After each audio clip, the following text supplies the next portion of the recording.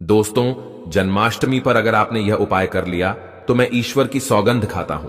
आपके घर से गरीबी दूर भाग जाएगी। आप रातों रात माला माल हो जाएंगे। मैं भगवान कृष्ण की सौगंध खाता हूं। इस वीडियो को अंत तक देखें। आपका भाग्य ना चमक जाए तो मुझे बताना, लेकिन वीडियो पूरा ही देखना, एक लाइक जरूर करें। अगर आप भगवान कृष्ण से प्यार करते हैं, लड्डू गोपाल से प्यार करते हैं, राधा रानी से प्यार करते हैं तो एक लाइक जरूर करना। जन्माष्टमी बार बार नहीं आती। सच्चे दिल से कमेंट बॉक्स में लिखे राधे राधे, जय श्री कृष्ण। दोस्तों, पंचांग के अनुसार इस साल भाद्रपद माह के कृष्ण पक्ष की अष्टमी तिथि की शुरुआत 26 अगस्त की रात 3:39 पर होगी। 27 अगस्त रात 2:19 पर इसका समापन होगा। ऐसे में 26 अगस्त 2024 के दिन कृष्ण जन्माष्टमी का व्रत रखा जाएगा। हर साल भाद्रपद मास के कृष्ण पक्ष की अष्टमी तिथि को कृष्ण जन्माष्टमी के रूप में मनाया जाता है। द्वापर में श्री कृष्ण परम पुरुषोत्तम भगवान का जन्म भाद्रपद की अष्टमी तिथि रोहिणी नक्षत्र और चंद्रमा वृषभ राशि में मध्य रात्रि में हुआ। उनके जन्म लेते ही दिशाएं स्वच्छ व प्रसन्न एवं समस्त पृथ्वी मंगलमय हो गई थी। विष्णु के अवतार श्री कृष्ण के प्रकट होते ही जेल की कोठरी में प्रकाश फैल गया। कृष्ण के प्राकट्य से स्वर्ग में देवताओं की धून दुबिया अपने आप बज उठी तथा सिद्ध और चारण भगवान के मंगलमय गुणों की स्तुति करने लगे। दोस्तों, जन्माष्टमी व्रत का महत्व। शास्त्रों में जन्माष्टमी के व्रत को 1000 एकादशी व्रत के समान माना गया है। 100 बार गंगा स्नान करने का जो पुण्य मिलता है, मात्र जन्माष्टमी का व्रत करने से प्राप्त हो जाता है। जाप का अनंत गुना फल देने वाला जन्माष्टमी के दिन ध्यान, जाप और रात्रि जागरण का विशेष महत्व है। इसलिए जन्माष्टमी की रात में जागरण करके भगवान के भजन कीर्तन करने चाहिए। भविष्य पुराण में इस व्रत के संदर्भ में उल्लेख है कि जिस घर में यह देव का व्रत किया जाता है, वहां अकाल मृत्यु, गर्भपात, किसी भी मां के बच्चे गर्भ में नहीं मरते, गर्भ ठहरता है। वैधव्य, दुर्भाग्य तथा कलह नहीं होती। जो एक बार भी इस व्रत को करता है, उसे श्री कृष्ण का आशीर्वाद प्राप्त होता है। वो प्राणी संसार के सभी सुखों को भोगकर विष्णु लोक में निवास करता है। जन्माष्टमी पूजन विधि। हिंदू धर्म में भगवान श्री कृष्ण की पूजा सभी संकटों से निकालकर सुख, समृद्धि और सौभाग्य का वरदान देने वाली मानी गई है। जन्माष्टमी के दिन प्रातः जल्दी उठकर स्नान आदि से निवृत्त होकर स्वच्छ वस्त्र धारण करें।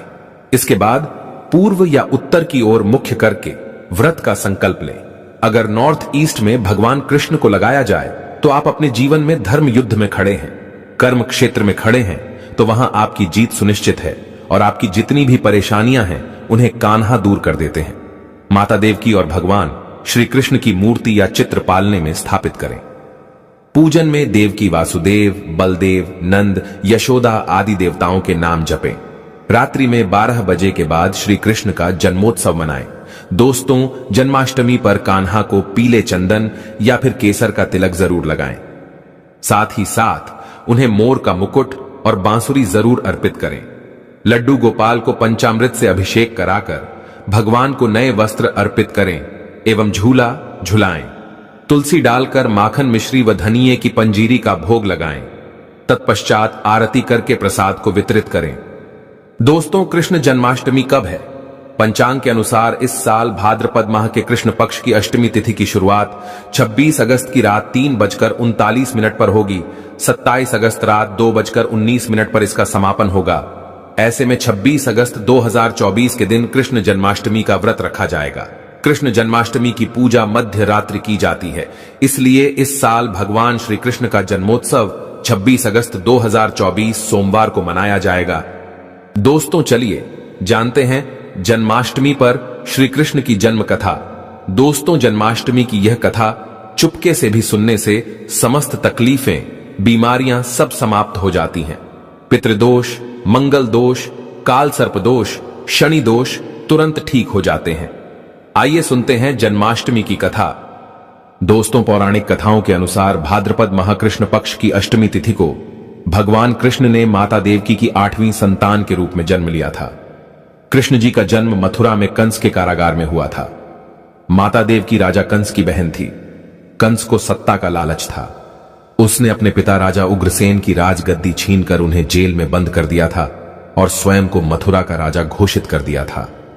राजा कंस अपनी बहन देवकी से बहुत प्रेम करते थे। उन्होंने अपनी बहन का विवाह वासुदेव से कराया था, लेकिन जब वह मां देवकी को विदा कर रहा था, तभी एक आकाशवाणी हुई कि देवकी का 8वां पुत्र कंस की मौत का कारण बनेगा। यह सुनकर कंस डर गया। उसने तुरंत अपनी बहन और उनके पति वासुदेव को जेल में बंद कर दिया। उनके आसपास सैनिकों की खड़ी पहरेदारी लगा दी। कंस अपनी मौत के डर से देवकी और वासुदेव के साथ संतानों को मार चुका था। कृष्ण जी का जन्म इसके बाद भाद्रपद महाकृष्ण पक्ष की अष्टमी तिथि को रोहिणी नक्षत्र अंधेरी रात में भगवान कृष्ण ने देवकी की 8वीं संतान के रूप में जन्म लिया। श्री कृष्ण के जन्म लेते ही कोठरी प्रकाशमय हो गई। आकाशवाणी हुई कि विष्णु जी ने कृष्ण जी के अवतार में देवकी के कोख में जन्म लिया है। उन्हें गोकुल में बाबा नंद के पास छोड़ आए और उनके घर एक कन्या जन्मी है। उसे मथुरा लाकर कंस को सौंप दे। कान्हा चले गोकुल धाम। आकाशवाणी सुनते ही वासुदेव के हाथों की हथकड़ी खुल गई। सभी पहरेदार सोने लगे। कान्हा को एक टोकरी में बाल गोपाल को रखकर सिर पर रख लिया और गोकुल की ओर चल पड़े। कान्हा को गोकुल धाम ले जाने में वासुदेव को कई मुसीबतों का सामना करना पड़ा। यमुना नदी कृष्ण जी के चरणों को स्पर्श करने के लिए उफान पर आ गई, लेकिन चरण स्पर्श के बाद वो फिर से शांत पड़ गई। वो कान्हा को बाबा नंद के पास छोड़ आए और गोकुल से कन्या को लेकर वापस लौट आए। जेल अपने आप बंद हो गया और उनके हाथों में हथकड़ियां लग गई। कन्या के रोने की आवाज सुनते ही सभी पहरेदार उठ गए। कंस बंदी गृह आया। वो कन्या को देवकी और वासुदेव की 8वीं कन्या समझ उसे मारने चला, लेकिन वो आकाश में उड़ गई और फिर से आकाशवाणी हुई कि कंस को मारने वाला अब इस दुनिया में पैदा हो चुका है। बाबा नंद और उनकी पत्नी मां यशोदा ने कृष्ण जी का पालन पोषण किया। राजा कंस ने कृष्ण जी का पता लगाकर उन्हें मारने की खूब कोशिश की, लेकिन कंस की सारी कोशिशों विफल हुई और कृष्ण जी को कोई मार नहीं सका। अंत में श्री कृष्ण ने कंस का वध किया। राजा उग्रसेन को फिर मथुरा की राजगद्दी सौंप दी। इस तरह से जन्माष्टमी की व्रत कथा पूरी हुई। दोस्तों, आगे बढ़ने से पहले कमेंट बॉक्स में अपनी राशि भी डाल दीजिएगा।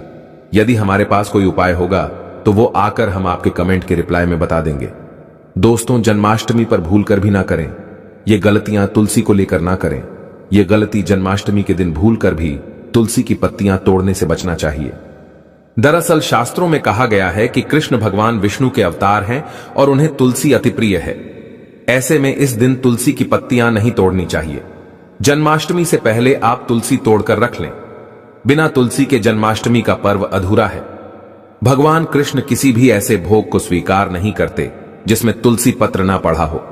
ऐसा भोग पाप के समान होता है, जहरीला माना जाता है।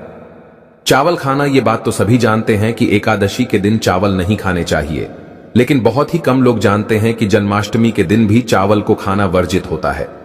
चाहे आप व्रत रखें या ना रखें, लेकिन जन्माष्टमी के दिन चावल खाना शुभ नहीं माना जाता। तामसिक भोजन जन्माष्टमी के दिन तामसिक भोजन वर्जित माना जाता है। ऐसे में इस दिन मांस, मदिरा, प्याज और लहसुन नहीं खाना चाहिए। इस दिन गलती से भी लहसुन प्याज का खाना कभी मत बनाना, क्योंकि राहु केतु के कारण ही लहसुन प्याज की उत्पत्ति हुई है और भगवान विष्णु और राहु केतु के बीच में भीषण शत्रुता होती है। अनादर करना। भगवान कृष्ण के लिए सभी भक्त एक समान होते हैं। ऐसे में इस दिन किसी भी व्यक्ति का अनादर करने से बचना चाहिए। एक बार भगवान कृष्ण के भक्त ने एक व्यक्ति का अपमान कर दिया था। उसी क्षण भगवान कृष्ण ने अपने भक्त को श्राप दिया था, इसीलिए किसी का भी अपमान ना करें।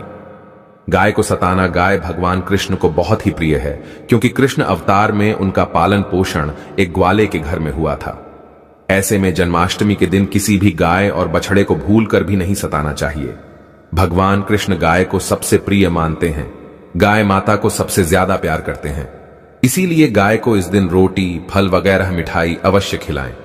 जन्माष्टमी के दिन केवल सात्विक खाना खाएं। जन्माष्टमी व्रत में दूध और दही जरूरी है। व्रत के दौरान ताजे फलों के शेक, लस्सी, छाछ या दूध का मजा ले सकते हैं। नारियल पानी पी सकते हैं। जन्माष्टमी के दिन पेड़ों को काटना भी अशुभ माना जाता है। श्री कृष्ण हर चीज में बसते हैं और हर चीज उनमें बसती है, बल्कि हो सके तो इस दिन ज्यादा से ज्यादा पेड़ लगाने चाहिए। इससे घर और परिवार में सुख और शांति बनी रहती है। भगवान कृष्ण सदा पीपल के वृक्ष में रहते हैं। पीपल वृक्ष पर जन्माष्टमी पर जल अवश्य अर्पित करें। इससे वो प्रसन्न जल्दी होते हैं। दोस्तों, जन्माष्टमी के दिन ब्रह्मचर्य का पालन करना अनिवार्य होता है।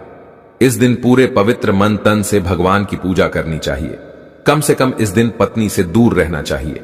जो पति पत्नी जन्माष्टमी पर एक दूसरे से दूर रहते और संयम और नियम का पालन करते हैं तो उन्हें एक सुशील और सुंदर पुत्र की प्राप्ति होती है। ऐसे बालक का मुख भगवान कृष्ण की तरह होता है और शरीर भगवान कृष्ण की तरह कोमल होता है। जो लोग इस दिन व्रत रखते हैं तो उन्हें रात में 12 बजे से पहले अपना व्रत नहीं खोलना चाहिए।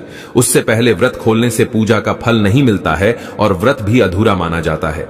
जन्माष्टमी पर करें इन मंत्रों का जाप। भगवान कृष्ण की कृपा से आपकी समस्त गरीबी दूर हो जाएगी। आप धनवान हो जाएंगे, माला माल हो जाएंगे। आपके घर में राधा रानी की कृपा बरसेगी, माता लक्ष्मी की कृपा बरसेगी। दोस्तों, श्री कृष्ण मंत्र क्रीम कृष्णायनम। भगवान श्री कृष्ण के इस मंत्र का जाप करने से धन धान्य की प्राप्ति होती है।